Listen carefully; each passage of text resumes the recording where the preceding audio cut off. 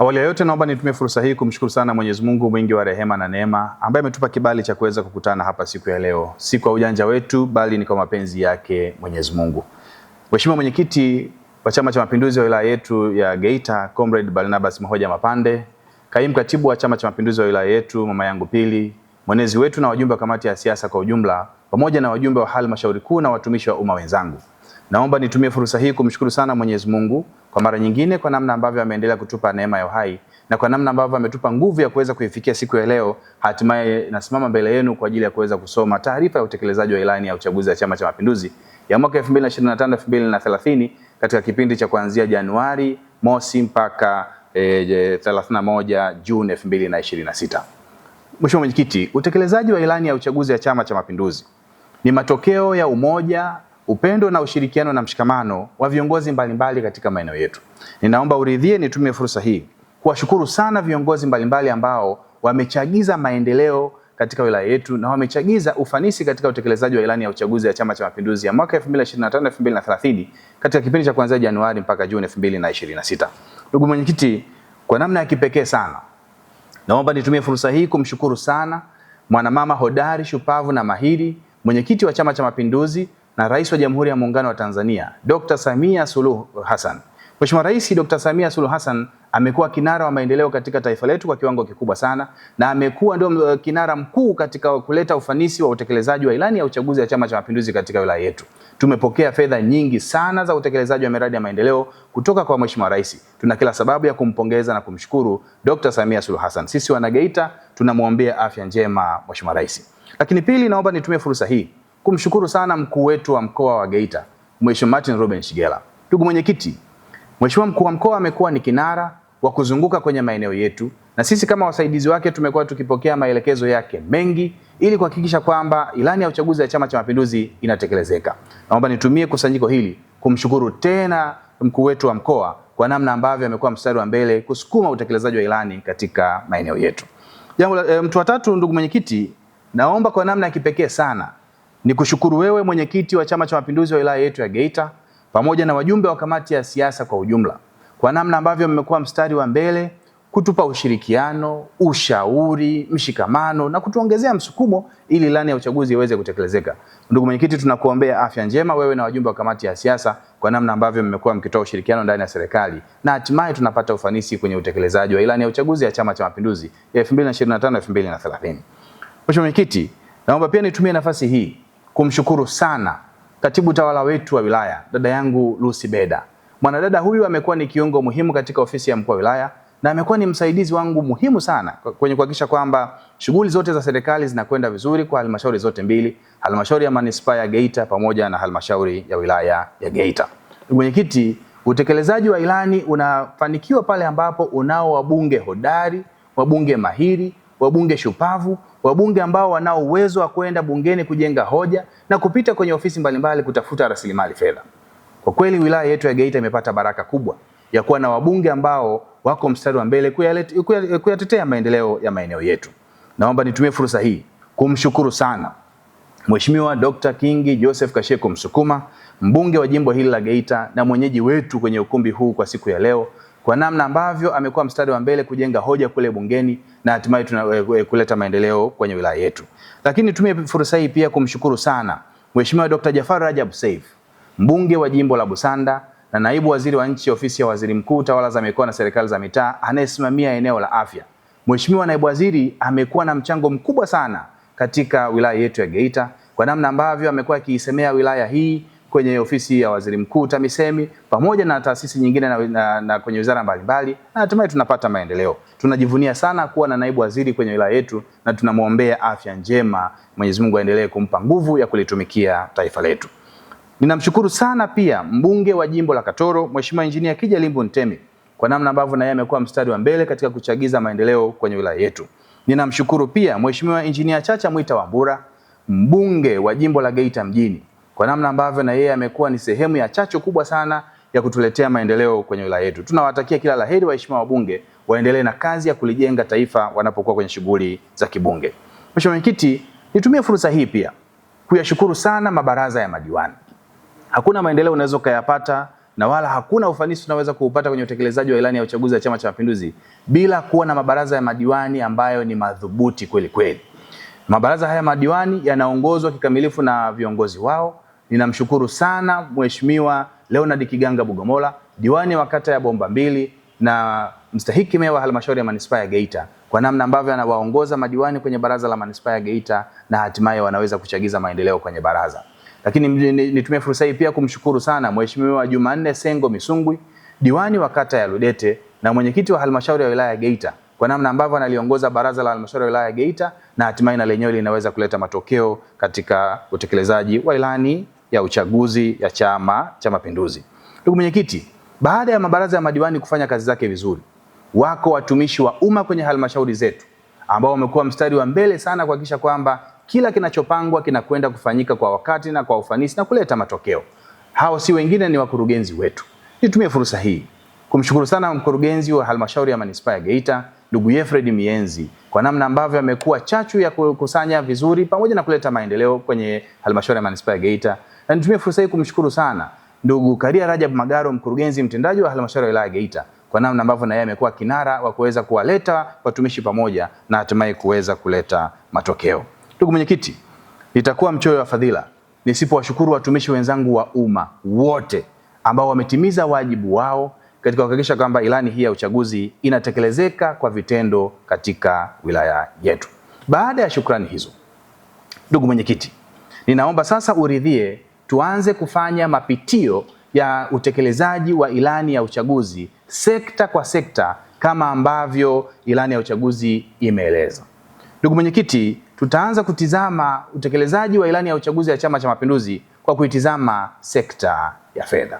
Ndugu mwenyekiti, katika kitabu cha ilani ya uchaguzi ya Chama cha Mapinduzi ya mwaka 2025-2030, kitabu ambacho leo hii tunakiwasilishia hapa taarifa yake kwa wajumbe wote wa halmashauri kuu, tuangalie kuanzia ukurasa wa kwanza mpaka ukurasa wa 3. Hapo utaangalia sekta ya fedha. Sekta ya fedha, ilani ya uchaguzi ibara ya 18 imesisitiza ya kwamba chama kitaendelea kuielekeza serikali kufanya maboresho makubwa sana ya kuhakikisha kwamba mapato yanakusanywa kikamilifu ili mapato hayo sasa yaweze kwenda kutumika kwenye halmashauri yetu pamoja na wilaya yetu kwa ujumla. Ninayo heshima kukujulisha ndugu mwenyekiti kwamba ilani ya uchaguzi hii ibara ya 18 imetekelezeka kwa vitendo katika halmashauri zetu zote mbili. Ukiangalia hali ya makusanyo kwenye wilaya zetu, halmashauri ya manispaa ya Geita, lengo la mwaka ilikuwa ni kukusanya bilioni 22,748,300,000. Lakini mpaka tunafika tarehe 31 Juni ya mwaka 2026, halmashauri ya manispaa ya Geita imefanikiwa kukusanya bilioni 27,614,191,967. Hii ni sawasawa na asilimia za makusanyo zipatazo asilimia 121. Huu ni ufanisi wa kipekee, ni ufanisi wa tofauti. Kwa hakika ilani ya uchaguzi imetekelezeka kwa vitendo kwenye eneo hili. Ndugu mwenyekiti, halmashauri ya wilaya ya Geita imeweza kukusanya pia vizuri. Malengo yao ilikuwa ni kukusanya bilioni 14,035,051. Lakini mpaka tunafika mwezi wa 6 mwaka 2026, kiasi ambacho kimekusanywa ni bilioni 14,218,162,267. Hii ni sawasawa na asilimia 101.3. Ndugu mwenyekiti, ufanisi huu umeletwa na umoja, upendo, ushirikiano na mshikamano kati ya waheshimiwa madiwani wetu wote pamoja na watendaji wetu wote wa serikali.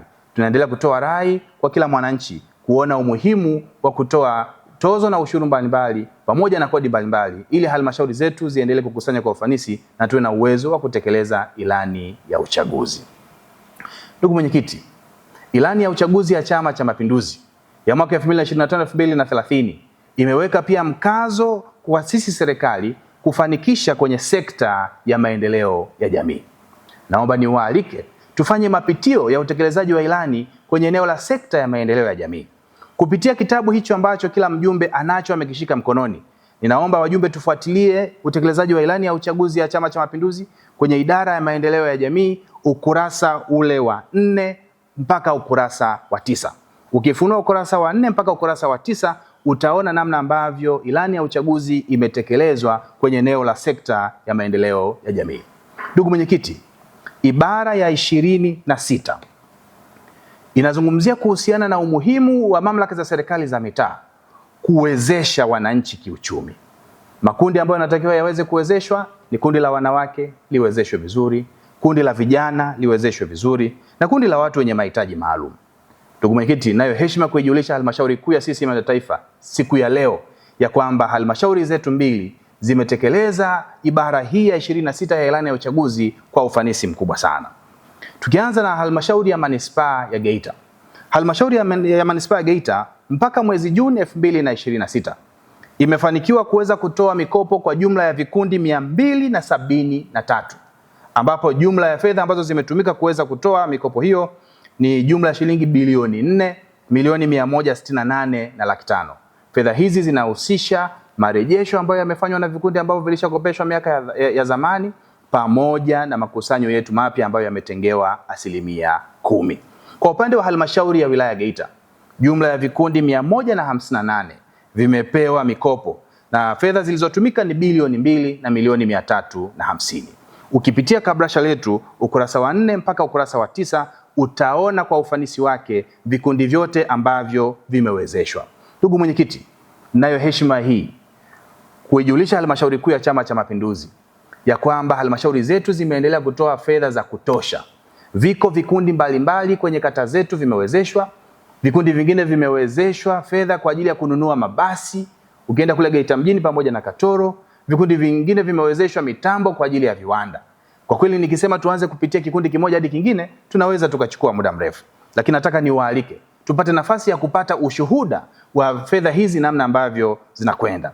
Ndugu mwenyekiti, naomba uridhie tuanze kuona ushuhuda wa kikundi ambacho kimewezeshwa, kikundi cha vijana ambacho kimewezeshwa fedha katika kata hii ya Nzera kwa ajili ya kuweza kujenga jengo maalum na kuwa na mradi wa lodge katika maeneo haya ya Nzera.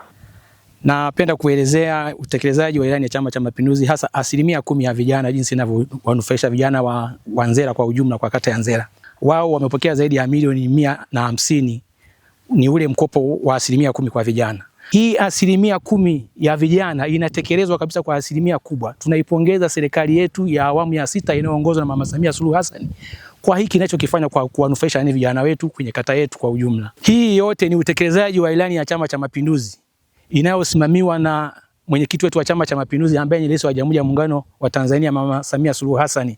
Tunampongeza sana kwa hiki anachokifanya kwenye awamu yake ya 6. Lakini pia naipongeza kamati ya siasa ya halmashauri kuu ya wilaya kwa usimamizi wa kuhakikisha kwamba hii pesa ya 10% inawafikia vijana kwa 10% kubwa. Lakini niseme kwamba kwa hiki kinachofanyika kwenye halmashauri yetu ya wilaya Geita ni kikubwa sana. Niwaombe tu vijana kusimamia hizi pesa wanapopewa ili ziweze kuwanufaisha wao na baadaye zije kuwanufaisha na watu wengine hata ambao walikuwa bado hawajakopa. Ndugu mwenyekiti, tumeona namna ambavyo vijana wa Nzera wamefanya, wamewezeshwa fedha, na tumeona hapa kiongozi mmoja wapo, mjumbe wa halmashauri kuu, akieleza kwa ufanisi namna ambavyo vijana hawa wamefanya. Lakini haya hayajaishia Nzera peke yake, yamekwenda kwenye maeneo mengine na majimbo mengine. Hebu tutizame kikundi hiki cha vijana kutoka kata ya Kalangalala. Kikundi hiki pia kimepata heshima ya kutembelewa na kamati ya siasa na maelekezo ya ziada yakatolewa. Mheshimiwa Mwenyekiti, kwa sababu yupo na umea hapa, siku hao vijana wakiomba mkopo, ni kushauri Mheshimiwa Mwenyekiti uwasemee angalau hiyo milioni 100 na kuendelea, kwa sababu serikali hapa haipotezi fedha na fedha itarudi kwa wakati, na wateja tuko wengi, japo mimi sijawachangia, sasa naanza kuja hapa. Kwa hiyo hiki kikundi ni mahususi ambacho kinaweza kutoa ajira kwa kata ya Kalangalala karibia vijana wote, na bahati nzuri na diwani wamepata kijana mpambanaji na yeye ni mchimbaji. Si swala la vijana wa Kalangalala peke yake, tunao pia vijana wengine wa Rwamgasa ambao wamewezeshwa fedha kwa ajili ya mradi mzuri na wa kimkakati wa ufyatuaji wa matofali. Hapa tulipo ni mojawapo ya mradi wa vijana wa ufyatuaji tofali ambao ni miongoni mwa vikundi 13 vilivyofanikiwa kupata mikopo ndani ya kata hii ya Rwamgasa. Wamepokea mkopo ule wa 4% kiasi cha shilingi milioni 10 kama unavyoona, mpaka wakafanikiwa wakawa wamenunua mashine moja kwa ajili ya uratibiaji wa kazi yao kama hii. Nipende kutoa shukrani kwa uongozi wa ngazi ya kata wa Chama cha Mapinduzi, vilevile ngazi ya wilaya, kamati ya siasa ikiongozwa na Barnaba Mapande, pia uongozi wa kamati ya siasa ngazi ya mkoa ukiongozwa na Nicholas Kasendamila. Bila shaka amesimamia vizuri mno, hasa katika ndani ya kata yetu hii na ndani ya wilaya kwa ajili ya ufanikishaji hadi vijana wetu wanazidi kuimarika kiuchumi kwa ajili ya kupata fedha hizo ambazo zinatoka serikalini. Ndugu mwenyekiti, ukiangalia vikundi vyote hivi ambavyo tumevitizama kuanzia kikundi cha kwanza mpaka hiki cha mwisho, ni ishara ya kwamba ilani ya uchaguzi ya Chama cha Mapinduzi ya mwaka 2025 mpaka mwaka 2030 katika kipindi cha Januari Juni imeendelea kutekelezeka kwa vitendo, na wana CCM wanatakiwa watembee kifua mbele kwa sababu ilani yao imetekelezwa kwa vitendo. Ndugu mwenyekiti, iko sekta nyingine ambayo lazima tuweze kuitizama kwa pamoja, ambayo ni sekta ya kilimo, mifugo na uvuvi. Kwenye kabrasha hili ambalo kila mjumbe wa halmashauri kuu analo amelishika mkononi siku ya leo, ukiangalia ukurasa wa 10 mpaka ukurasa wa 12 utaona namna ambavyo sekta ya kilimo, mifugo na uvuvi imetekelezwa kwenye wilaya yetu katika halmashauri zote mbili. Ibara ya 37 ya ilani ya uchaguzi ya Chama cha Mapinduzi, ilani imesisitiza mkazo kwa serikali kuendelea kuhakikisha kwamba sekta hizi, sekta ya kilimo, sekta ya mifugo na sekta ya uvuvi inaendelea kuimarishwa na kuboreshwa. Asilimia kubwa ya Watanzania na Wanageita wamewekeza kwenye sekta ya kilimo, wamewekeza kwenye sekta ya mifugo na wamewekeza kwenye sekta ya uvuvi. Nayo heshima kuijulisha halmashauri kuu ya CCM Taifa, ndani ya wilaya yetu tumeendelea kuhakikisha ya kwamba hali ya upatikanaji wa mbolea na pembejeo imeendelea kuimarika kwenye maeneo yetu, na tunaendelea kuongeza mkazo ili pembejeo ziweze kuwafikia wananchi kwa karibu na ziwafikie wananchi kwa wakati. Lakini serikali imeendelea kuajiri maafisa ugani na kuwapatia vifaa vyote vya kupimia udongo na vifaa vya usafiri ili waweze kuleta tija kwa kuwasaidia wakulima. Lakini tumeendelea kuona namna ambavyo serikali imeendelea kutuletea trekta pamoja na pawatila kwenye maeneo yetu ili kuendelea kuongeza tija ya uzalishaji kwenye maeneo yetu.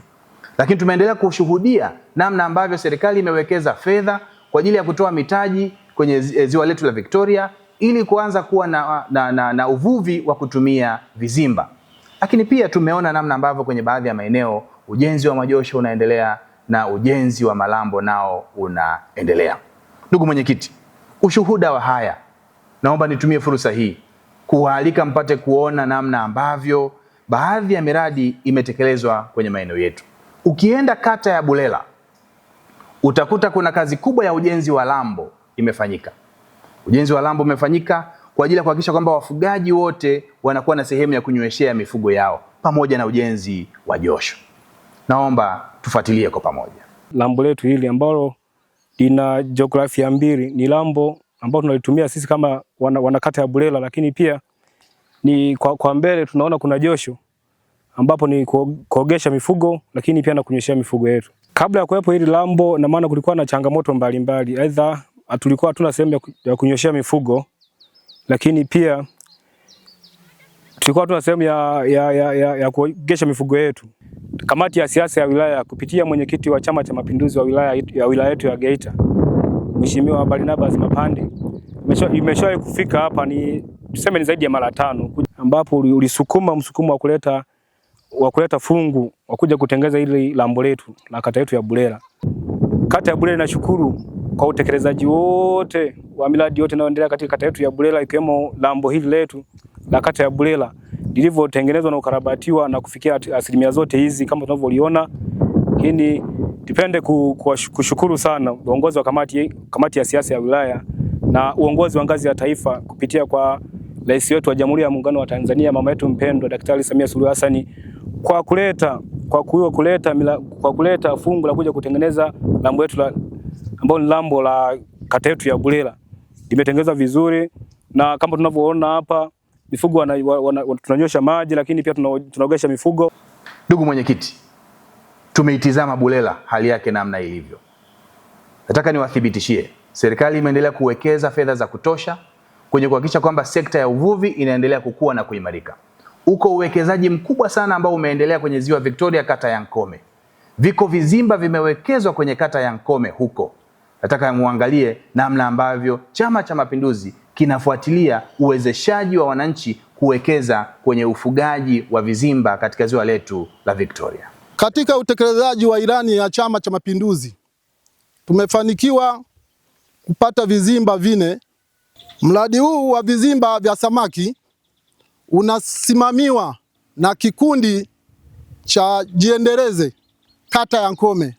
Tunashukuru mradi huu ulioletwa na serikali ya Chama cha Mapinduzi. Ndugu mwenyekiti, baada ya kushuhudia sekta ya kilimo, mifugo na uvuvi, naomba niwaalike wajumbe wa halmashauri kuu tufuatilie taarifa ya utekelezaji wa ilani ya uchaguzi kwenye sekta ya viwanda, biashara na uwekezaji kwenye maeneo yetu. Ndugu mwenyekiti, kwenye kitabu hiki cha taarifa ambayo tunawasilisha leo, kila mjumbe akifunua kuanzia ukurasa wa 13 mpaka ukurasa wa 14 atapata taarifa hii ya sekta ya viwanda, biashara na uwekezaji kwenye maeneo yetu. Ilani ya uchaguzi ya Chama cha Mapinduzi ibara ya 146 imeweka mkazo mkubwa zaidi kwamba chama kimeendelea kuielekeza serikali kuhakikisha kwamba serikali inachochea ukuaji wa sekta ya viwanda, inatengeneza mazingira rafiki ya ukuaji wa biashara na inatengeneza mazingira rafiki ya kuwa na miundombinu ya uwekezaji kwenye maeneo yetu. Ndugu mwenyekiti, nataka kuithibitishia halmashauri kuu ya Chama cha Mapinduzi wilaya ya Geita ya kwamba jambo hili nalo limetekelezwa kwa ufanisi mkubwa sana katika wilaya yetu ya Geita. Yako baadhi ya maeneo maboresho makubwa sana ya miundombinu ya masoko yameendelea kufanyika. Ukienda kule Katoro, lakini pamoja na maeneo mengine, uwekezaji mkubwa sana umeendelea kufanyika. Ukienda kule mjini, maboresho ya miundombinu ya kiuwekezaji yameendelea kufanyika. Ili kuweza kutoa ushuhuda wa jambo hili, ndugu mwenyekiti, nayo heshima kuwaalika wajumbe wafuatilie kazi kubwa ya uwekezaji ambao unafanywa na serikali ya Chama cha Mapinduzi kupitia halmashauri ya wilaya ya Geita, namna ambavyo wamewekeza kwenye soko kubwa na la kisasa la samaki ambalo linajengwa kwenye kata ya Nkome. Na wananchi wanafurahia sana mradi huu, wanafurahia sana utekelezaji wa ilani ya uchaguzi, hasa kwenye eneo la ujenzi wa soko la kisasa la samaki. Tuko katika eneo la mradi huu wa soko la samaki unaotekelezwa chini ya ilani ya Chama cha Mapinduzi. Kwa sababu mradi huu umekombaini kata nzima ya Nkome, tunatumaini na kutegemea kwamba tutanufaika wote wana kata ya Nkome katika mradi huu. Pili, mradi huu wa soko ulipo, tukiangalia upande wa kaskazini ndipo ulipo mwalo wa samaki. Tunapenda kumpongeza mheshimiwa wetu Joseph Kasheku Msukuma, mbunge wetu wa jimbo la Geita, kwa kuweza kuangalia utekelezaji huu unaotekelezeka wa soko la samaki katika kata yetu hii ya Nkome. Tatu, tunapenda kuishukuru kamati ya siasa ya wilaya ya Geita kuletewa mradi mkubwa kama huu wa samaki. Wananchi wa kata hii waweze kunufaika na mradi huu. Tunaishukuru sana kamati ya siasa ya wilaya ya Geita. Ndugu mwenyekiti, uwekezaji, viwanda na biashara unakwenda sambamba pamoja na kujenga majengo ya kimkakati yanayoweza kuchagiza ukuaji wa biashara pamoja na uwekezaji. Kwa halmashauri ya manispaa ya Geita wamefanya uwekezaji mkubwa sana wa jengo la Gedeko Tower. Jengo la Gedeko Tower ni ndoto ya wanageita, wanajenga katika halmashauri ya manispaa ya Geita jirani na hospitali yetu ya wilaya. Pale kuna jengo kubwa ambalo linaandaliwa, ambalo baadaye likikamilika huko litakuja kuwa na ghorofa zaidi ya 10. Kazi imekwisha anza. Lengo la kuwa na jengo hili, tutakuwa na malls kwenye jengo hili, kutakuwa na maduka maalum kwenye jengo hili, kutakuwa na kumbi za kisasa kwenye jengo hili, kutakuwa na hotel kwenye jengo hili. Majengo haya yanachagiza na kuchochea ukuaji wa sekta ya viwanda, biashara na uwekezaji. Ndugu mwenyekiti, hatuwezi kuzungumza utekelezaji wa ilani ya uchaguzi ya Chama cha Mapinduzi bila kuzungumzia sekta ya miundombinu ya barabara. Kwenye kabrasha ambalo tumeligawa siku ya leo, ndugu wajumbe wa halmashauri kuu, kuanzia ukurasa wa 15 mpaka ukurasa wa 30 utatizama namna ambavyo serikali ya Chama cha Mapinduzi imetekeleza programu mbalimbali na miradi mbalimbali kwa ajili ya miundombinu ya barabara kwenye maeneo yetu. Ukiangalia hali tulionayo, ndugu mwenyekiti, wenzetu wa TARURA ambao ndio wamepewa jukumu la kuimarisha miundombinu ya barabara wanafanya kazi kubwa ya kusimamia kilomita zipatazo 2969 kwa wilaya nzima ya Geita. Iko miradi ambayo inaendelea kwenye halmashauri ya wilaya ya Geita na iko miradi ambayo inaendelea kwenye halmashauri ya manispaa ya Geita. Miundombinu ya barabara ni moyo na injini ya uchumi kwa taifa letu, ni moyo na injini ya uchumi kwa wilaya yetu. Tunatambua ya kwamba ziko barabara zipo kwa kiwango cha lami na maboresho ya barabara nyingi yanaendelea. Ziko barabara zipo kwa kiwango cha changarawe na maboresho ya barabara hizi yanaendelea. Ziko barabara ziko kwa kiwango cha udongo ambapo serikali imeendelea kufanya kazi kubwa sana ili kuhakikisha kwamba barabara hizi zote wakati fulani ziwe zinapitika kipindi chote. Lakini ipo kazi ya ujenzi wa madaraja na vivuko imeendelea kufanyika kwenye maeneo yetu. Hii yote ni ushahidi ya kwamba serikali ya Chama cha Mapinduzi inawajali sana wananchi wake, na ndio maana imeendelea kufanya kazi kubwa ya kuwekeza kwenye eneo la miundombinu ya barabara. Lakini ziko barabara kubwa za kimkakati zinaendelea. Kwa mfano hapa tulipo, ndugu mwenyekiti, ukitoka tu hapo nje ya jengo hili utaona kuna barabara kubwa sana iko inajengwa na mkandarasi anayefahamika kwa jina la CCCC. Anajenga barabara kuanzia hapa Sungusila anaipeleka mpaka kule kata ya Nkome. Zaidi ya kilomita 20 zinajengwa, ndugu mwenyekiti, kwa kiwango cha lami, barabara ya kisasa. Awamu inayofuata barabara itaendelea kujengwa. Lakini iko mipango ya kujenga barabara ya kutokea pale Mpomvu kwenda mpaka Bukoli kwenda kule Kakola. Zaidi ya kilomita 63 zitajengwa, ndugu mwenyekiti, na jumla ya bilioni 113 zitatumika. Mkandarasi alisha saini mkataba, anafahamika kwa jina ya The Arab Contractors, na kazi iliyobaki sasa ni serikali kuweza kumpatia malipo ya awali kwa maana advance payment ili kazi iweze kuendelea. Ziko barabara zinajengwa pia kwa mapato ya ndani kwenye maeneo yetu. Nataka niwathibitishie wajumbe wa halmashauri kuu, tunaweza tukaona kama barabara nyingi bado zina changamoto, lakini serikali haijakaa kimya, serikali bado haijalala, kazi kubwa inafanyika. Tuendelee kuweka imani kubwa kwa serikali ya Chama cha Mapinduzi kwa sababu miradi mbalimbali imeendelea kutekelezwa katika maeneo yetu. Ndugu mwenyekiti, kwa sababu miradi hii imetawanyika kwenye maeneo mbalimbali, isingekuwa rahisi kuweza kuonyesha kila aina ya mradi ambao umetekelezwa kwenye maeneo yetu. Naomba walau kwa uchache tupate nafasi ya kutizama miradi ambayo tunayo kwenye maeneo yetu. Ndugu mwenyekiti, mradi wa kwanza ambao ningetamani tuanze nao, tulikuwa na barabara ya kimkakati, barabara ya tactic kilomita 17 katika halmashauri ya manispaa ya Geita. Barabara hii iliwahi kupata mkwamo, hali ambayo ilipelekea mwenyekiti wa Chama cha Mapinduzi akanyanyuka na kuweza kutoa maelekezo kwenye mradi huu. Huu mradi unakosa neno la kuuzungumza kwa sababu ni mradi ambao unaleta masikitiko makubwa sana. Mradi huu unatia kichefuchefu. Kwa hiyo sisi Chama cha Mapinduzi wilaya ya Geita tumeona mradi, kauli yetu ni kwamba tunaomba taratibu za kimkataba ziangaliwe, kwa sababu ni wazi kabisa kwamba mkandarasi amefeli. Ndugu mwenyekiti na wajumbe wote, mmeona maelekezo ya mwenyekiti namna yalivyokuwa. Yalikuwa ni maelekezo makali sana. Lakini baada ya maelekezo ya mwenyekiti, mradi huu sasa, nayo heshima kuijulisha halmashauri kuu ya Chama cha Mapinduzi kwamba sasa mradi unaendelea vizuri. Unaweza ukaona hapo kwenye daraja hapo, daraja hili ndio ambalo lilikuwa tumesimama na mwenyekiti wetu akitoa maelekezo. Sasa daraja hili mnaliona liko vizuri na hii barabara yote imekamilika, inakwenda vizuri. Kazi iliyobaki sasa wanamalizia kazi za mwisho baadaye waweze kufunga taa. Kwa hakika tunakushukuru sana ndugu mwenyekiti kwa namna ambavyo kamati yako ya siasa ilipita kwenye mradi huu ikatoa maelekezo kama ambavyo kila mmoja ameshuhudia hapa, na leo hii tunayaona matokeo. Naomba kwa kweli tumpigie makofi mengi sana ndugu mwenyekiti wetu wa Chama cha Mapinduzi wa wilaya ya Geita na kamati ya siasa kwa namna ambavyo walifanya kazi kubwa. Ndugu mwenyekiti, iko pia kazi ya ujenzi wa madaraja imefanyika kwenye maeneo yetu. Hebu niwaalike tutizame daraja ambalo linaunganisha upande wa Kamhanga, namna ambavyo pia limeweza kuleta tija na matokeo makubwa kwa wananchi. Hili eneo lilikuwa halipitiki kama linavyoonekana hivi. Kipindi cha masika wanafunzi kwenda shuleni ilikuwa ni shida. Kijiji na kijiji vilikuwa vinatenganishwa na daraja hili na mto huu. Ulikuwa ni mto mkubwa wa kutisha. watu wengine wamepoteza maisha kupitia mto huu.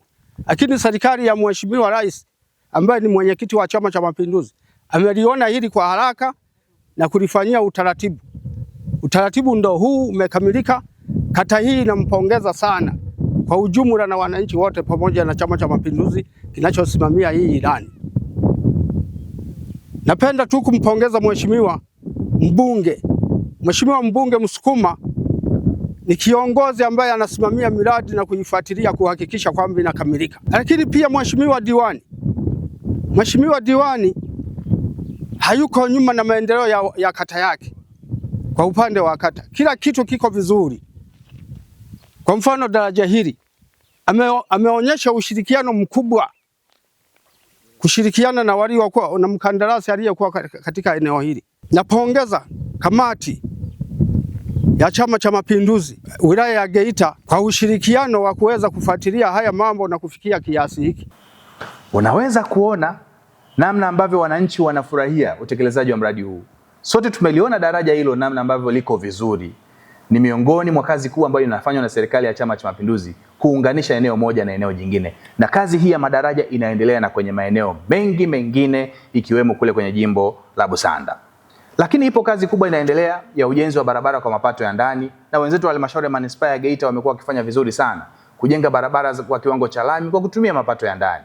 Tunaweza tukaona barabara hii ya bomba mbili ambayo pia inajengwa kwa mapato ya ndani. Ni kazi njema ya Dr. Samia Suluhu Hassan, ni kazi njema ya ilani ya uchaguzi ya Chama cha Mapinduzi. Tutizame. Kwa kweli kabla ya hii barabara kulikuwa na adha ya barabara hii ilikuwa mbovu sana. Pia wakati wa mvua ilikuwa inaleta adha na kero kwa wananchi. Lakini kwa sasa hivi kwa mtizamo wa wananchi wanashukuru sana kwa namna jinsi hii barabara ilivyotengenezwa kiwango cha lami. Na barabara hii ni barabara ya National Housing kutoka barabara kuu. Na wakazi wa maeneo haya wanashukuru sana. Wameepukana na ile adha wakati wa mvua.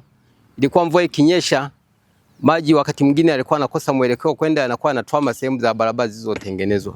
Kwa kweli tunashukuru sana. Na tunaipongeza sana serikali ya Chama cha Mapinduzi kwa kutuletea mradi huu. Tunampongeza sana. Na pia diwani wa kata hii tunampongeza sana kwa usimamizi mzuri. Na pia mbunge wetu kwa kweli anasimamia ipasavyo kwa hii miradi ya barabara. Tunampongeza sana. Ndugu mwenyekiti, baada ya kushuhudia utekelezaji wa ilani ya uchaguzi ya Chama cha Mapinduzi kwenye eneo la miundombinu ya barabara, naomba sasa tujielekeze kufuatilia utekelezaji wa ilani ya uchaguzi kwenye eneo la sekta ya umeme.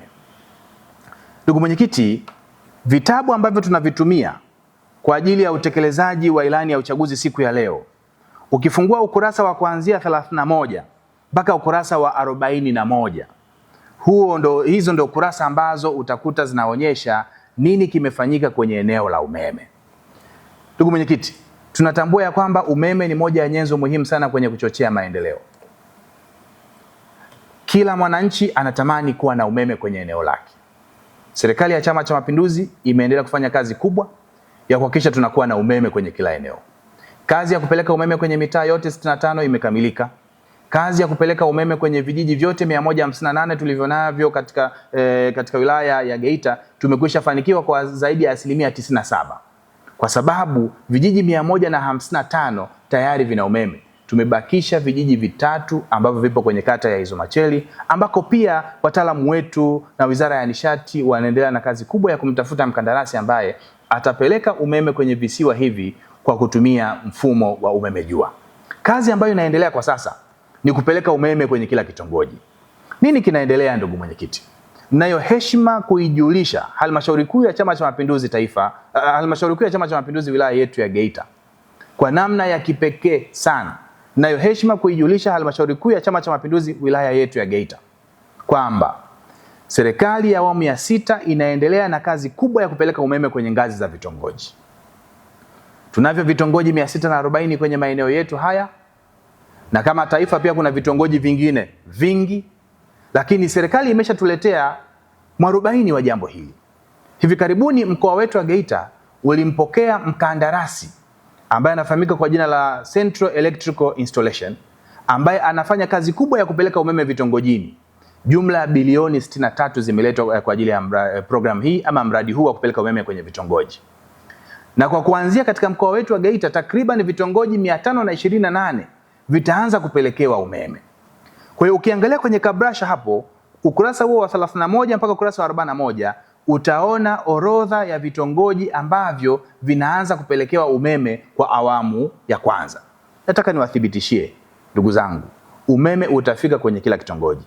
Ilani ya uchaguzi imeahidi, inasimamiwa kikamilifu sana na Dr. Samia Suluhu Hassan, inafuatiliwa kwa karibu sana na mkuu wetu wa mkoa, inachochewa kwa karibu sana na waheshimiwa wabunge, na sisi pia tunaendelea kufuatilia. Lakini hata Chama cha Mapinduzi hakijakaa kimya, kinafuatilia sana masuala haya ya umeme. Ndugu mwenyekiti, pamoja na wajumbe wa halmashauri kuu ya Chama cha Mapinduzi wilaya yetu ya Geita, naomba pia tufanye ufuatiliaji wa utekelezaji wa ilani ya uchaguzi ya Chama cha Mapinduzi 2025-2030, kipindi cha Januari Juni, kwa kutizama kidogo sekta ya maliasili, uhifadhi na mazingira. Sekta hii kwenye kabrasha ambalo kila mmoja wetu amelishika hapa, inapatikana ukurasa wa 42 mpaka ukurasa wa 45. Ndugu mwenyekiti, kazi imeendelea kufanywa na serikali ya kuendelea kuyalinda na kuyahifadhi mazingira. Ziko program mbalimbali za uhifadhi wa mazingira zimeendelea kwenye maeneo yetu. Mazoezi ya upandaji miti yameendelea kwenye maeneo yetu. Kazi kubwa sana ya usafi wa mazingira katika miji yetu pamoja na miji ambayo inachipuka kwenye maeneo yetu imeendelea kuwekewa mkazo. Ukienda pale Geita, tuna kampeni maalum inayofahamika kwa jina la Hiagulaga Geita, kwa maana ya kuendelea kuisafisha Geita, lakini tumeshatoa miongozo na maelekezo kwa halmashauri zetu kuendelea kuhakikisha kwamba miji yetu yote ambayo inakuwa na kuchipua kwa kasi, hali ya udhibiti wa taka ngumu iendelee kufanywa. Kampeni za upandaji miti ili tuendelee kutekeleza ilani ya uchaguzi ya kuhifadhi mazingira yetu. Lakini pia tunayo program maalum ya nishati safi ya kupikia. Hii ni agenda maalum ya Mheshimiwa Rais Dr. Samia Suluhu Hassan. Naomba nitumie fursa hii kuendelea kutoa rai kwa kila mdau wa maendeleo, kwa kila mdau wa mazingira kuungana nasi katika kampeni hii maalum ya nishati safi ya kupikia ili tuendelee kutekeleza ilani ya uchaguzi kama ilivyo maelekezo ya ibara ya 69 kwenye eneo la maliasili, uhifadhi na mazingira. Kwenye sekta ya ardhi tumeendelea kufanya kazi kubwa ya kuendelea kuhakikisha kwamba ardhi za wananchi zinapimwa, zinapangwa na zinamilikishwa.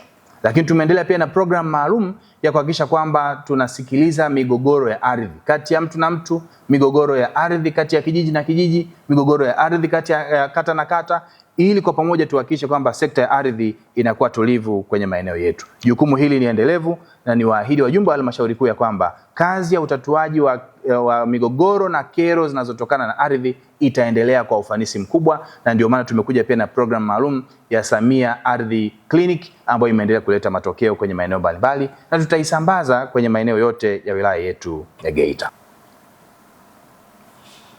Ndugu mwenyekiti, utekelezaji wa ilani ya uchaguzi ya Chama cha Mapinduzi unaenda sambamba na sekta ya elimu msingi. Ibara ya 80 ya ilani ya uchaguzi inaweka mkazo kwa serikali kuendelea kuboresha miundombinu ya utoaji wa huduma za elimu msingi kwenye maeneo yetu. Taarifa hii ya utekelezaji wa ilani tumeiandaa kikamilifu na kwenye kabrasha ambalo kila mmoja wetu ameshika, ukifunua ukurasa wa 48 mpaka ukurasa wa 56 utaona namna ambavyo ilani ya uchaguzi imetekelezwa kwenye maeneo yetu, hasa kwenye eneo la elimu msingi. Ndugu mwenyekiti, utekelezaji wa ilani ya uchaguzi ya Chama cha Mapinduzi kwenye eneo la elimu msingi unaenda sambamba na utolewaji wa fedha za elimu bila malipo. Serikali ya Chama cha Mapinduzi iliweka ahadi yake ya kuhakikisha kwamba tutakuwa tunatoa elimu bila malipo kwenye maeneo yetu. Kazi hii imeendelea kusimamiwa kwa ukaribu na tumeendelea kupokea fedha kwa ajili ya elimu bila malipo. Kwa upande wa Geita Manispaa imepokea fedha za elimu bila malipo jumla ya shilingi milioni 986,920,026.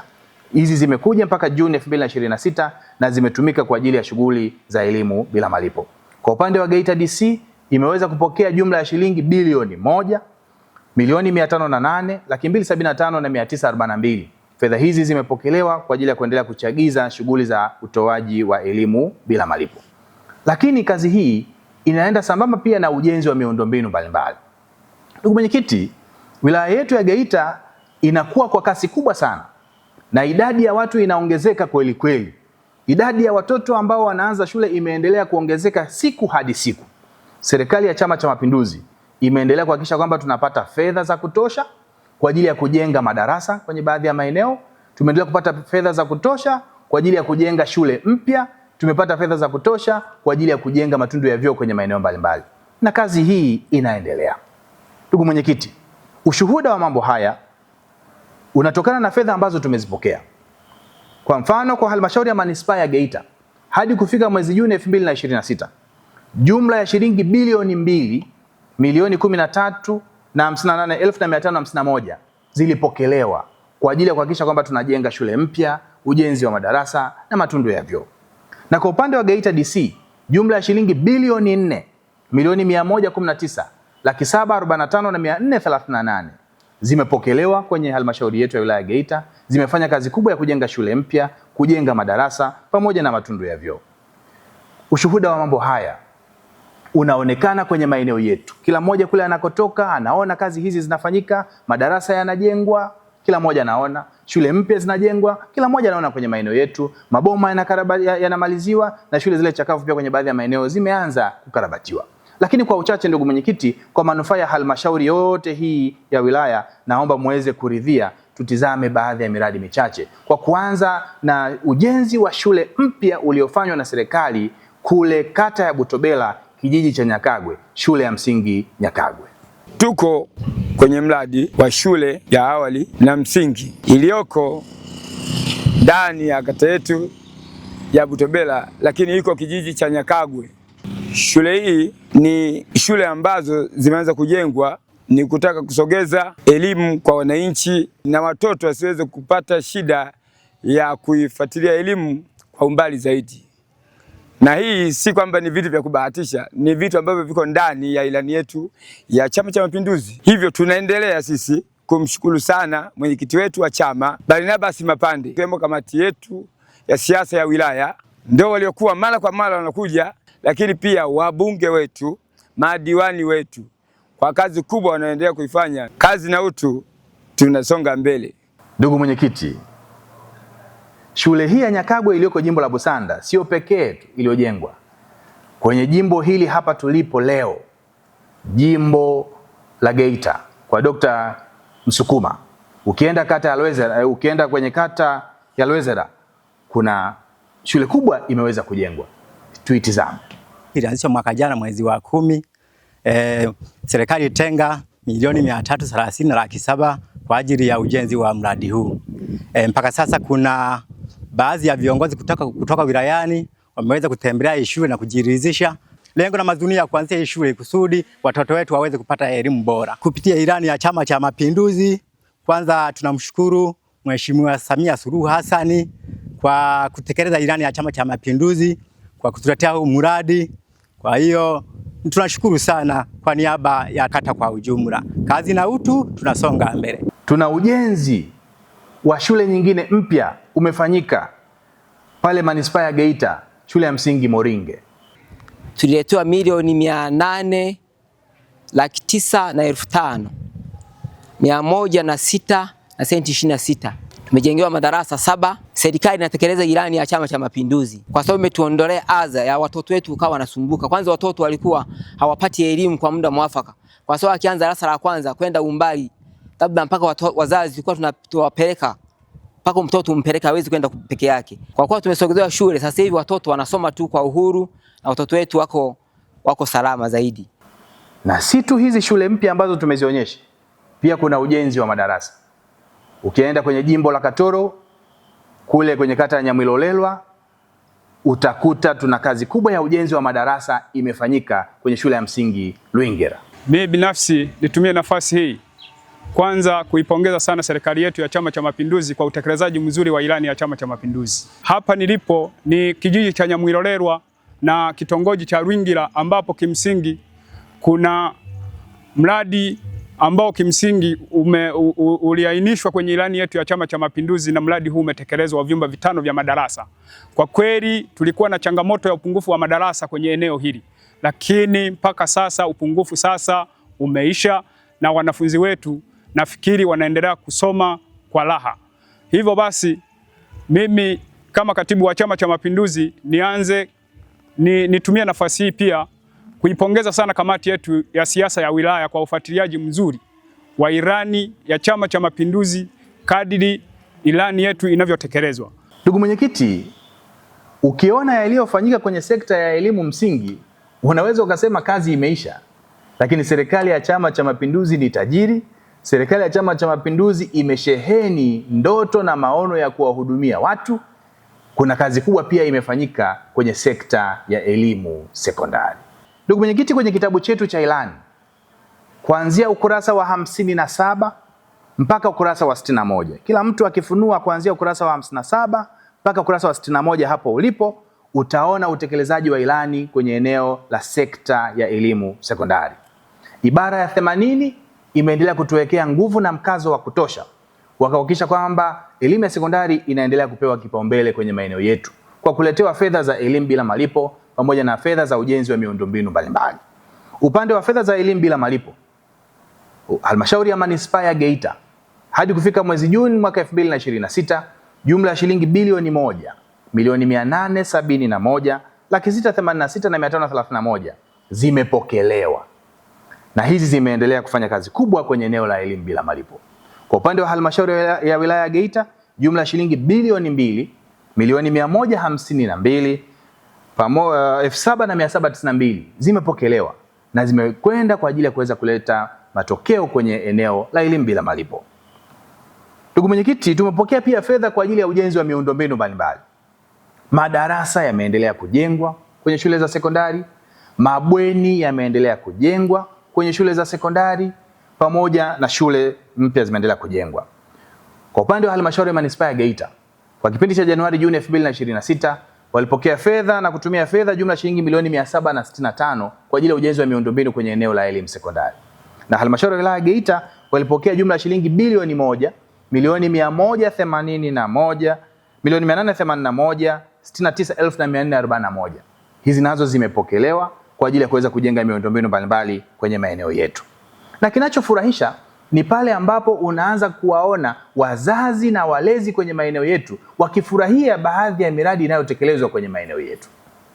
Ndugu mwenyekiti, wananchi wa kata ya Nyalwanzaja wanafurahia sana ujenzi wa bweni la sekondari kwa sababu limekwenda kuwasaidia kwa kiwango kikubwa sana. Sote tunaweza tukatizama utekelezaji huu wa ilani ambao umefanyika kwenye kata ya Nyalwanzaja.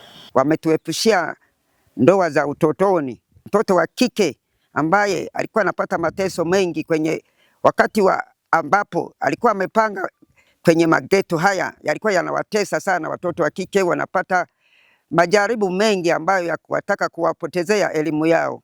Tunamshukuru mbunge wetu ndugu Jafari kwa kusimamia vizuri ilani za Chama cha Mapinduzi katika kata yetu na katika jimbo letu la Busanda. Vile vile tunamshukuru sana diwani wetu ndugu Mashapale ambaye naye amesimamia katika utekelezaji wa jengo letu mpaka limekamilika. Ndugu mwenyekiti, sio Nyalwanzaja peke yake.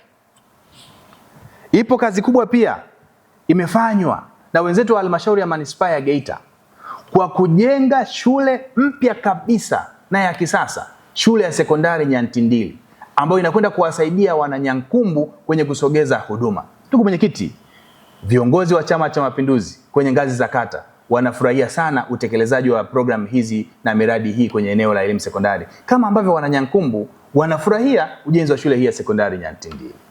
Tuko hapa kwenye mradi wa shule ya sekondari yetu ya Nyantindili. Sekondari hii ni sekondari mpya na sekondari hii kama unavyoiona imeletewa shilingi milioni 500 kwa ajili ya ujenzi, na tayari madarasa 8 yameshakamilika pamoja na maabara, lakini na jengo la utawala lililopo nyuma yangu hapa. Kujengwa kwa sekondari hii kutawafanya watoto wetu hawa ambao walitakiwa waende wakasome mbali kidogo, leo watasomea shule ya karibu ambayo sasa itakuwa ni mkombozi wa watoto wetu wa shule hizi ambazo zinazunguka hapa mjini na kuwaondolea adha ile ya kutembea umbali mrefu kufata elimu yao ya sekondari kule pembezoni mwa kata. kutokana na chama chetu hiki ambacho ni Chama cha Mapinduzi, chama sikivu kinachosikia kero na shida za wananchi. Ndio maana sasa miradi inakwenda kutekelezwa kwa kiwango kikubwa, na kama ambavyo tumeona miradi mikubwa inaendelea kutekelezwa ndani ya kata yetu. Jambo la kumshukuru sana mwenyekiti wetu wa Chama cha Mapinduzi, ndugu Samia Suluhu Hassan, kwa namna anavyosukuma miradi na inatufikia kwa wakati. Ndugu mwenyekiti, tumeona namna ambavyo Nyalwanzaja ujenzi wa bweni umeleta matokeo. Tumeona namna ambavyo watu wa Nyankumbu wanafurahia ujenzi wa shule mpya ya sekondari Nyantindili, lakini hata wanafunzi wenyewe ambao wanakutana na changamoto nyingi, hasa wanafunzi wa kike, nao wanafurahia utekelezaji wa ilani. Ukienda kwenye jimbo la Katoro, yupo mwanafunzi ambaye anafurahia ujenzi wa bweni zuri na la kisasa la sekondari. Tulikuwa tunapata vishawishi vingi. Tulikuwa tunatoka shuleni kwenda Nyamilolelwa tunakoishi takriban kilomita 7. Uwepo wa bweni hili utatusaidia muda mwingi wa kujisomea ukava, ambapo mwalimu alipopita hatujaelewa. Ushuhuda wa haya ambayo tumeyaona, ndugu mwenyekiti na wajumbe wa halmashauri kuu, inaonyesha ya kwamba wananchi wanafurahia utekelezaji wa ilani. Niendelee kutoa rai kwa kila mwana CCM aliyepo kwenye ukumbi huu hapa Nzera kufurahia sana matunda ya Chama cha Mapinduzi yanayotekelezwa kwenye maeneo yetu. Ndugu mwenyekiti, afya ni msingi wa kila kitu. Sekta ya afya. Utekelezaji wa ilani ya uchaguzi ya Chama cha Mapinduzi ya mwaka 2025-2030 katika kipindi cha Januari Juni haijasahau eneo hili maalum la sekta ya afya. Kwenye vitabu hivi ambavyo kila mmoja amevishika, ambavyo vina taarifa ya utekelezaji wa ilani ya uchaguzi ya Chama cha Mapinduzi ambavyo tumevigawa hapa, ukifungua kuanzia ukurasa wa 62 mpaka ukurasa wa 67, hapo utaona namna ambavyo ilani ya uchaguzi imetekelezwa kwenye eneo la sekta ya afya. Ibara ya 83 ya ilani ya uchaguzi, chama kimeendelea kutoa maagizo kwa serikali kuhakikisha kwamba huduma za afya zinaendelea kuboreshwa katika maeneo yetu, ikiwa ni sambamba na kuhakikisha kwamba dawa na vifaa tiba vinakuwepo, ujenzi wa zahanati unakamilika, vituo vya afya vinajengwa, hospitali za wilaya zinakamilika, pamoja na huduma nyinginezo mtambuka zilizopo kwenye sekta ya afya.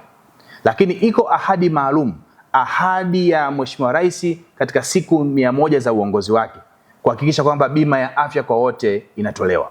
Ndugu mwenyekiti, siku ya leo nayo heshima kuijulisha halmashauri kuu ya Chama cha Mapinduzi wilaya yetu ya Geita kwamba ilani ya uchaguzi ya Chama cha Mapinduzi eneo la afya imetekelezwa kwa vitendo katika maeneo yetu. Ahadi za Mheshimiwa Rais ilikuwa ni kutoa bima za afya kwa wote. Sera ya bima ya afya kwa wote imeshaanza kutekelezwa kwenye maeneo yetu, na tumeanza na makundi maalum ya kaya zisizojiweza, hasa zile ambazo zilikuwa zinaangukia kwenye kundi la TASAF. Na kwa awamu ya kwanza wenzetu wa bima ya afya ya taifa NHIF wamefanya zoezi la kusajili bima za afya kwa watu wote kama ifuatavyo. Kwa halmashauri ya manispaa ya Geita, jumla ya kaya 1241 tayari zimeshasajiliwa kwa ajili ya kupata huduma ya afya ya bima ya afya kwa wote. Kwa upande wa halmashauri ya wilaya ya Geita, jumla ya kaya 1943 zimeshasajiliwa, na kaya hizi zote zitapatiwa matibabu bure, kwa maana ya kwamba ni watu 6 ndani ya kaya moja. Kwa hiyo ukitaka kujua wanufaika wa bima ya afya kwa wote kama zilivyo ahadi za Mheshimiwa Rais ni kiasi gani, unachukua kaya 1241 mara 6, utajua idadi ya Watanzania ambao wanawezeshwa matibabu bure kwa kuwezeshwa na serikali ya Chama cha Mapinduzi. Na kwa upande wa Geita DC utachukua kaya 1943 mara 6 ili uweze kupata idadi ya Watanzania ambao wanawezeshwa bima ya afya kwa wote. Na kila kaya imelipiwa shilingi 150,000 na serikali ya Chama cha Mapinduzi. Utekelezaji huko awamu ya kwanza umekwisha kamilika. Tunasubiria maelekezo mengine ili kuendelea na hatua zaidi ya utekelezaji wa afua hii muhimu ya bima ya afya kwa wote. Sambamba na hilo, hali ya upatikanaji wa dawa na vifaa tiba imeendelea kuimarika kwenye vituo vyetu vya kutolea huduma za afya, na tumeendelea kuwasimamia ma-DMO wetu pamoja na wafawidhi wa zahanati na vituo vya afya na hospitali zetu kuhakikisha kwamba lugha ya kwamba dawa hakuna isiwepo kwenye maeneo yetu, ili tusiendelee kuichonganisha serikali na wananchi. Nataka niweke ahadi mbele yenu wajumbe wa halmashauri kuu, kazi hii ya kusimamia vituo vya afya, zahanati na hospitali itaendelea kwa ufanisi mkubwa sana, ili tuwasaidie Watanzania kupata huduma za afya. Lakini ipo kazi kubwa pia ya ujenzi wa miundombinu imeendelea. Hivi tunavyozungumza, ndugu mwenyekiti, viko vituo vya afya vimeendelea kujengwa. Mfano, tuna ujenzi wa kituo cha afya kata ya Nyanguku unaofanywa na wenzetu wa halmashauri ya manispaa ya Geita, ambapo zaidi ya milioni 500 zimewekezwa kwenye eneo hili. Hapa tulipo tuko kwenye mradi wa ujenzi wa kituo cha afya kata ya Nyanguku. Jengo hili litaweza kusaidia akina mama wajawazito, lakini litaweza kusaidia watu wenye shida mbalimbali, wagonjwa, lakini litasaidia kwenye kata zetu za jirani. Lakini tunashukuru sana kamati ya siasa ya wilaya kwa kufika mara kwa mara kuja kuangalia utekelezaji wa ilani ya Chama cha Mapinduzi. Pamoja na kituo hicho cha Nyanguku, lakini kuna kazi kubwa sana ya ujenzi wa kituo cha afya Nyakagomba imeendelea kufanywa kwa programu ya CSR na fedha za serikali kuu ambazo zimeletwa kwenye maeneo haya, ili kuhakikisha kwamba pia kata ya Nyakagomba na yenyewe inakuwa na kituo cha afya, na wadau wanafurahia ujenzi wa kituo cha afya Nyakagomba. Kituo hiki kitakapomalizika kitaondoa changamoto ambazo walikuwa wanazipata wananchi wa kata hii kutoka mahali hapa kwenda kupata huduma katika kata ya Nyachiruruma ambako kuna mbali kidogo. Lakini pia tunashukuru kamati ya siasa ya wilaya kwa usimamizi wa jengo hili na kuhakikisha kabisa kwamba ujenzi huu unakamilika kwa kusimamia na kuitekeleza ilani ya Chama cha Mapinduzi kwa 100%. Pamoja na vituo hivyo, tulikuwa na kituo cha afya ambacho kimechukua muda mrefu, kituo cha afya cha Nyakagwe. Nayo heshima kuwajulisha wajumbe wa halmashauri kuu ya kwamba kama ilivyokuwa maelekezo ya chama ya kusimamia miradi hii iweze kukamilika, hatimaye katika kipindi hiki mradi huu wa kituo cha afya Nyakagwe nao umekamilika na wananchi wanafurahia. Hatukuwa na kituo cha afya, tulikuwa na zahanati tu kwa juhudi za kijiji cha Nyakagwe, wakajenga zahanati, lakini kulingana sasa na mahitaji ya wananchi wa Butobela, asilimia kubwa ni wachimbaji. Kwa maana hiyo migodini kule kulikuwa panajitokeza changamoto, watu kuumia na kujeruhiwa. Ilikuwa inatubidi tupeleke Bugarama, tukipigwa rufaa inabidi tupeleke wapi? Geita. Kwa hiyo gharama zilikuwa ni kubwa. Kulikuwa na changamoto ambazo kituo hiki kimechukua muda mrefu mpaka kuja kukamilika. Tunamshukuru Mheshimiwa Diwani wa kata ya Butobela, ndugu Mapungo Pascal Mapungo, amepambana vile naye. Mwenyekiti wa wilaya amekuja zaidi ya mara 10. Pia nishukuru kamati ya siasa ya wilaya kwa kuwa karibu na sisi ikiongozwa na ndugu Barnabas Mapande. Nishukuru sana mbunge wetu wa jimbo la Busanda Daktari Jafari Rajab Seif, naye amechangia kikubwa sana kupitia usimamizi wa ilani, pamoja na Mheshimiwa Diwani Mapungo Pascal Mapungo, diwani wa kata ya Butobela, kwa kupigania kule halmashauri. Kazi na utu, tunasonga mbele ya kidumu Chama cha Mapinduzi. Ndugu mwenyekiti, ukiangalia hapo kituo cha afya Nyanguku, hicho ni jimbo la Geita mjini. Kituo cha afya Nyakagomba, hilo ni jimbo la Katoro. Kituo cha afya cha Nyakagwe, hilo ni jimbo la Busanda. Usidhani kwamba kazi imesaulika kwenye jimbo hili la Geita hapa tulipo. Kuna kazi kubwa sana ya ujenzi wa jengo la X-ray kwenye kituo cha afya cha Kasota, nayo imeendelea kufanyika, na mtumishi huyu mfawidhi wa mfawidhi wa kituo chetu cha afya Kasota, na yeye anafurahia na anaonyesha faraja yake ya kupata X-ray kwenye eneo hili. Jengo la mionzi kwa tafasiri ya kawaida inaonekana ni mionzi, lakini sisi particularly tutakuwa tunatoa huduma za X-ray pamoja na ultrasound. X-ray ni muhimu sana kwenye kituo chetu cha afya ambacho kimekuwa kikihudumia hapa takriban kata 5 katika eneo letu, na kina population kubwa, na ni kituo cha pili kwa ukubwa kwenye ukanda wa Nzera ukitoa hospitali ya Nzera. Kwa hiyo tumekuwa nao watu ambao wanapata ajali, kwa mfano tunashindwa kupata diagnosis vizuri, tulikuwa tunawakimbiza hospitali ya Nzera, tunawakimbiza hospitali ya mji Geita, kwa ajili ya kupata hiyo huduma, lakini sasa hivi jengo linafikia mwisho na huduma zitaanza kutolewa hapa hapa kwenye kituo chetu cha afya Kasota. Toe shukrani zangu za dhati kabisa kwa kamati ya siasa ya wilaya, walikuwa wanakuja kukagua maendeleo yake, kufuatilia miradi yake inavyoendelea kwenye hii halmashauri. Sekta ya maji. Ndugu mwenyekiti, utekelezaji wa ilani ya uchaguzi ya Chama cha Mapinduzi haujasahau sekta hii muhimu ya maji. Maji ni uhai. Wizara ya Maji chini ya maelekezo ya Dr. Samia Suluhu Hassan kwa Waziri wa Maji Mheshimiwa Juma Aweso, kupitia pia presha kubwa ambayo anapatiwa na waheshimiwa wabunge kule bungeni, Wizara ya Maji imeendelea kutekeleza ilani ya uchaguzi kwenye eneo letu kwa kuwa na miradi mbalimbali ambayo imeendelea kuleta tija kwenye maeneo yetu.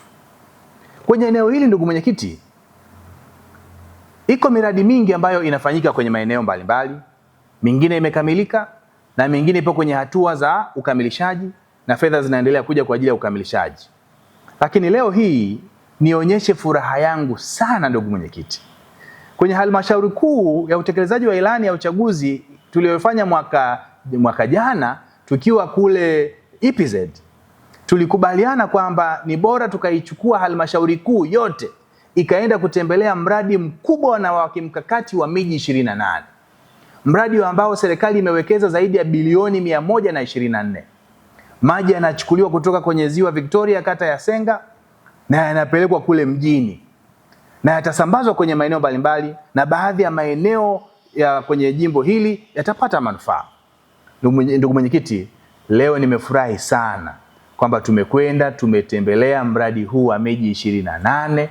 Tumeona kazi kubwa ambayo inafanyika pale, na nitumie fursa hii kuwapongeza sana wenzetu wa GEWASA kwa kazi kubwa ambayo wameendelea kuifanya ya kumsimamia mkandarasi, na muda si mrefu tunakwenda kupata matokeo. Mradi huu wa miji 28 ni mradi wa kimkakati na wa kujivunia kwa kila mwana Geita, kwa sababu unakwenda kutusaidia kumaliza adha ya maji kwenye maeneo yetu.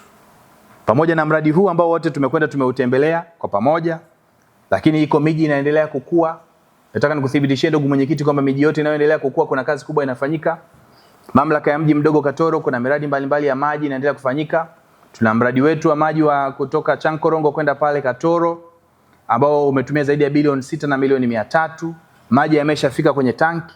Kazi inaendelea kwa sasa ni kuweza kusambaza maji. Tumeletewa fedha zaidi ya milioni 800 kwa ajili ya usambazaji wa maji kwenda kwenye maeneo mbalimbali. Mwaka jana tulipata changamoto kidogo ya mabomba kuweza kuchoma moto kwenye zile vurugu zilizotokana na mambo ya uchaguzi, lakini wenzetu wa GEWASA wanaendelea na kazi hii ya kuhakikisha kwamba miundombinu hii ya maji inakamilika kwenye maeneo yetu. Sambamba na hilo, mji kama wa Nyarugusu kuna kazi kubwa sana inaendelea kufanywa pale. Tunao mradi wa Nyarugusu ambao umegharimu zaidi ya milioni 746. Tumechukua maji kutoka Mawe Meru, tumeyafikisha pale juu Nyarugusu, na maji sasa yanasambazwa. Lakini pia tunachimba kisima cha pili kwa ajili ya kuongeza uzalishaji wa maji. Kuna kazi inaendelea Bukoli na maeneo mengine, lakini kwa uchache walau tupate kutizama mradi huu wa Nyarugusu, namna ambavyo watu wameupokea na nini wanasema kama sehemu ya wasimamizi wa ilani ya uchaguzi. Ujio wa mradi huu mkubwa sana wa maji kata Nyarugusu itakuwa ni mkombozi mkubwa sana kwa ajili ya kupatikana maji Nyarugusu hapa. Kamati ya sasa wilaya imesimamia kwa nguvu zote kwa kushirikiana na Mheshimiwa diwani, lakini pia tunamshukuru sana Mheshimiwa mbunge wetu wa jimbo la Busanda Dr. Jafari Rajabu Sefu. Kweli kila mara wanakuja kuangalia mradi huu wakifuatilia kwa karibu sana, na sasa uko kamili, na sasa tunasubiri tu mradi uanze kufanya kazi. Ndugu mwenyekiti, ili tuweze kuwa na matokeo katika utekelezaji wa miradi hii ya maendeleo kwenye maeneo yetu na ilani ya uchaguzi itekelezwe kikamilifu, lazima utawala bora upewe kipaumbele. Kwenye eneo la utawala bora yako maelekezo mbalimbali ya serikali ambayo tumeendelea kupatiwa. Yako maelekezo ya kusikiliza kero za wananchi. Nayo heshima kuijulisha halmashauri kuu ya Chama cha Mapinduzi wilaya ya Geita ya kwamba tumeendelea kusimamia kazi ya kusimamia kila jamii, kila kijiji, kila kata, kila mtaa na ofisi ya mkuu wa wilaya kuwa na madawati maalum ya kusikiliza kero za wananchi. Kwa upande wa ofisi ya mkuu wa wilaya, kila siku ya Alhamisi tunakaa kwa ajili ya kusikiliza changamoto mbalimbali za wananchi Haya ni maelekezo ya ilani ya uchaguzi ibara ya 112 ili kutatua kero za wananchi kwenye maeneo yetu. Lakini tumeendelea kuwa na mikutano mbalimbali ambayo tunapita kwenye ngazi za kata kwa ajili ya kusikiliza na kutatua changamoto mbalimbali za wananchi. Kazi hii inaendelea kufanyika. Lakini hili linaenda sambamba na ujenzi wa miundombinu, kujenga ofisi za kata na mitaa kwenye maeneo yetu, kujenga ofisi za tarafa kwenye maeneo yetu, kujenga pia ofisi za waheshimiwa wabunge ili waheshimiwa wabunge waweze kupata nafasi ya kuwa na sehemu ya kuwasikiliza wananchi. Mwananchi anapomtafuta mbunge awe na sehemu ya kukimbilia. Kwa mfano, kwenye jimbo hili la Geita kuna kazi kubwa imefanyika ya kujenga ofisi nzuri na ya kisasa ya mheshimiwa mbunge ili wananchi wanapomtafuta wawe na sehemu ya kumpata. Hapa nilipo ndio jengo la ofisi ya mheshimiwa mbunge wa jimbo la Geita. Jengo zuri hili, hapo awali hatukuwa na ofisi ya namna hii. Ni moja ya ahadi walizotoa waheshimiwa wabunge wakati wanajinadi, lakini ni moja ya sehemu ya kutekeleza ilani yetu ya Chama cha Mapinduzi, kuhakikisha kwamba wabunge wanakuwa karibu na wananchi wao. Lakini pia jengo hili kuwa hapa ni kwa ajili ya kuwahudumia wananchi na kuwasogeza karibu. Tunaamini ujenzi wa ofisi hii unakwenda kuchagiza tu katika kazi njema ambayo inafanywa na waheshimiwa wabunge, kwa sababu waheshimiwa wabunge wetu wa wilaya Geita wote wamekuwa wakifanya ziara kwenye maeneo mbalimbali, lakini ujenzi wa ofisi hizi unakwenda kuchagiza. Lakini ipo kazi pia ujenzi wa ofisi za kata umeendelea kwenye maeneo mbalimbali. Tumeshatizama ofisi ya ujenzi wa ofisi ya kata hapo Mkome, tumetizama Nzera, tumetizama Bugurula hapo tumeiona, Nyabilolela tumeiona, lakini pia kwenye maeneo mbalimbali, na hivi sasa kuna ujenzi wa ofisi ya kata unaendelea kwenye kata ya Bukoli. Tumekuwa na kilio cha siku nyingi cha ofisi ya kata.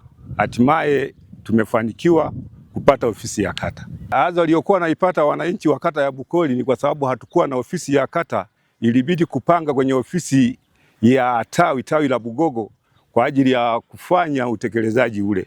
Lakini kulikuwa na adha kwa sababu maeneo yale yalikuwa sio ya kata, yalikuwa ni maeneo ya kijiji. Kwa hiyo ilikuwa ni shida kuwapata viongozi kwa wakati sahihi. Baada ya kukamilika ujenzi wa ofisi hii ya kata, sisi kama wananchi wa kata ya Bukoli tuna furaha kubwa mno, tena kubwa tele tele, kwa sababu ili tuweze kuwapata viongozi wetu pasipokuwa na usumbufu wa aina yoyote. Kwa hiyo ninamshukuru mwenyekiti wa Chama cha Mapinduzi Taifa, Mheshimiwa Rais Samia Suluhu Hassan kwa kutekeleza ilani ya Chama cha Mapinduzi katika kata ya Bukoli. Pia naishukuru kamati yangu ya siasa ya wilaya ya Geita kwa kuwa ni wachochezi wa maendeleo katika kata yetu ya Bukoli na hatimaye kufanikisha ujenzi huu. Pia namshukuru sana Mheshimiwa mbunge wa jimbo la Busanda Jafari Rajab Seif kwa utekelezaji huu, ameonyesha jitihada ya kuchochea ujenzi wa ofisi hii. Pia namshukuru Mheshimiwa diwani wa kata ya Bukoli ambaye ni Faraji Rajab Seif kwa kusimamia vizuri ipasavyo kuhakikisha ofisi hii inajengwa vizuri na kwa wakati. Kazi na utu, tunasonga mbele. Kidumu Chama cha Mapinduzi! Haya yote yanaenda pia sambamba kuhakikisha pia viongozi wanakuwa na makazi bora. Wenzetu hapa Geita DC wameshafanya kazi kubwa ya ujenzi wa nyumba ya mkurugenzi, wameshafanya kazi kubwa ya ujenzi wa nyumba za wakuu wa idara, zinaendelea, ziko mwishoni, na kwa sasa pia wenzetu wa halmashauri ya manispaa ya Geita wapo wanaendelea na kazi ya ujenzi wa nyumba ya mkurugenzi ili kuhakikisha kwamba viongozi wanakuwa na makazi yenye utulivu ili waweze kutimiza wajibu wao wa kuwahudumia wananchi. Sisi tunaendelea kumshukuru mwenyekiti wa Chama cha Mapinduzi Taifa, Daktari Samia, kuwaboreshea watumishi wetu kama hapa tulipo leo, ambapo ni nyumba ya makazi kwenye jengo la mkurugenzi wetu wa halmashauri ya mji. Tuendelee kuwapongeza sana viongozi wetu wa wilaya wakiongozwa na Comrade Barnabas Mapande, mwenyekiti wa Chama cha Mapinduzi wilaya ya Geita, pamoja na wajumbe wake wote wa kamati ya siasa ya wilaya. Lakini pia tuendelee sana kumshukuru Mheshimiwa mbunge Chacha Mwita Waja kwa kuomba miradi na fedha nyingi kwa ajili ya jimbo la Geita, hususa kata ya Kalangala hapa. Sambamba na hilo, tumshukuru sana diwani wetu wa kata ya Kalangala Ruben Emmanuel Sagaika kwa kupambana kuleta miradi mingi kwenye kata hii. Hivyo tunaendelea kuwashukuru sana. Ndugu mwenyekiti, napoelekea mwisho wa uwasilishaji wa taarifa hii ya utekelezaji wa ilani ya uchaguzi, ninaomba uridhie tuweze kuipitia ilani ya uchaguzi kwenye eneo la utamaduni na michezo. Ilani ya Chama cha Mapinduzi imeendelea kusisitiza juu ya umuhimu wa serikali kuwekeza kwenye eneo la michezo. Kazi ya ujenzi wa viwanja inaendelea. Lakini ndugu mwenyekiti, kwa upande wa halmashauri ya manispaa ya Geita tulikuwa na uwanja ambao kwa kweli kwa muda mrefu umeendelea kuleta shida kwa wananchi. Ukamilishaji wa ujenzi wa uwanja kule Bomba Mbili, ujenzi huu ni wa muda mrefu. Wanageita wanatamani kuona uwanja huu unakamilika. Naomba nikujulishe Mheshimiwa Mwenyekiti pamoja na wajumbe wa halmashauri kuu, kwa kushirikiana na ofisi ya mkuu wa mkoa, ofisi ya mkurugenzi mtendaji wa halmashauri ya manispaa ya Geita pamoja na wenzetu wa GGML, tumeshakaa kwa pamoja na kukubaliana kwamba sasa kazi ya ujenzi wa uwanja lazima ianze na ikamilike kwa wakati. Changamoto ambayo ilikuwepo ni kwamba fedha ambazo zilikuwa zinataka kutumika na wenzetu wa mgodi kwa ajili ya ukamilishaji wa uwanja huu zilikuwa ni kubwa sana. Kwa tukakubaliana kwamba sasa tuwe na hatua za ujenzi. Hatua ya kwanza walau tukamilishe jukwaa kuu likamilike, lakini tujenge majukwaa ya mzunguko yanayoweza kuchukua walau watu 2000 nayo yakamilike. Turekebishe sehemu ya pitch ikamilike, tuweke uzio ule ambao unazuia watu wasiingie kwenye pitch, tuweke na zile taa ili walau uwanja uanze kutumika. Nataka nikuthibitishie ndugu mwenyekiti kwamba kazi hii sasa itakwenda kukamilika kwa ufanisi. Lakini tumeona pia timu yetu ya Geita Gold, miongoni mwa mafanikio ya utekelezaji wa ilani ya uchaguzi, tulikuwa na timu yetu ya mpira ya Geita Gold ambayo ilikuwa iko ligi kuu, ikashuka daraja, ikapambana kwa mara ya kwanza kutaka kurudi tena ikashindwa, lakini awamu hii wameweza kurudi kwa kishindo kikubwa, wameongoza kwenye ligi ya championship na sasa ni rasmi kwamba Geita Gold FC imerudi ligi kuu. Hongereni sana wana Geita Manispaa, hongereni sote wana halmashauri kuu kwa kwamba sasa tuna timu ya ligi kuu. Na wako wadau mbalimbali wa michezo ambao wameendelea kuitia joto serikali ili kuona kwamba miundombinu inakamilika pamoja na timu hii kuendelea kupata ufanisi. Serikali yetu sisi ya Chama cha Mapinduzi kwenye wilaya yetu inaendelea kutekeleza ujenzi wa uwanja wa kisasa pale Magogo, uwanja ambao unajengwa kwa fedha za mapato ya ndani, na viongozi wetu wakiongozwa na Mheshimiwa Meya wa Manispaa ya Geita, Mheshimiwa Bugomola, na baraza la madiwani, tuna imani kabisa kwamba uwanja huu unaenda kukamilika kwa wakati na utaenda kuleta matokeo chanya, hasa ukizingatia ndani ya manispaa yetu na wilaya yetu kwa ujumla. Tumepata bahati ya timu yetu ya Geita Gold kupanda ligi kuu ya NBC msimu huu unaoanza, na hii ni fahari ya sisi kama viongozi wa Chama cha Mapinduzi. Tunajivunia kwamba wale wachaguliwa ambao tumewapa ridhaa ya kwenda kutuwakilisha serikalini wanaisimamia na kuitekeleza ilani ya Chama cha Mapinduzi vizuri. Hongera Mama Samia, rais wetu, Tanzania inang'ara.